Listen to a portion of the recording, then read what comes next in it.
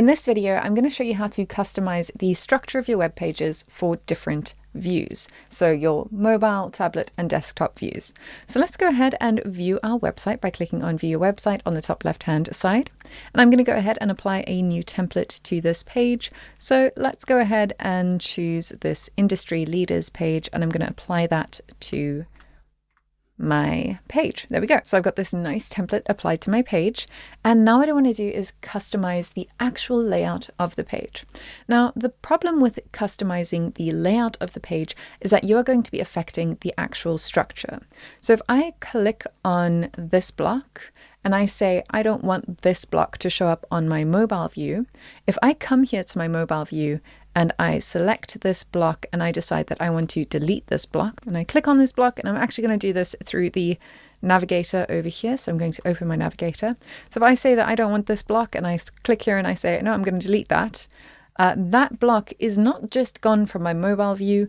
Unfortunately, I have deleted that from every single view. So we want to go ahead and undo that. That wasn't a smart thing to do.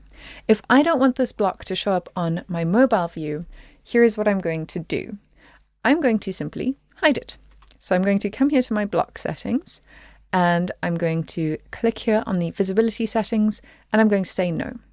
So now on my mobile view, that block is not visible, but on my desktop view and my tablet view, it is still visible. But let's say on my tablet view, I don't want this block to be the first block that people see, and instead I want this block to show up maybe before the mission page over here.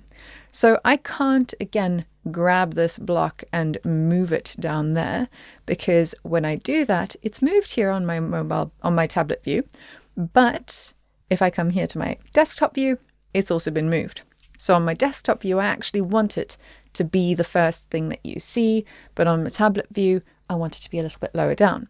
So I'm going to go ahead and undo that change again, and I'm going to come here to tablet view, and now what I'm going to do is actually duplicate this block. So let me just name this block so I can actually tell the difference. So we're going to call this, I don't know why I rewrote block, but there we go, block 1.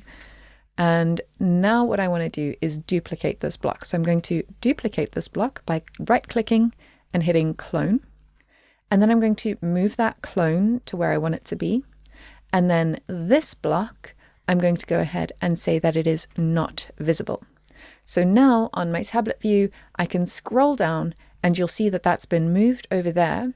But on my desktop view, it is still the first thing here. And I do need to scroll down and check that that isn't going to be visible, that copy over here on my desktop view. So on my desktop view, I'm going to click on that block. And I'm going to go ahead and say that no, that is not visible. So now we can go through each of our different views. So we've got our desktop view, which is exactly the way we want it.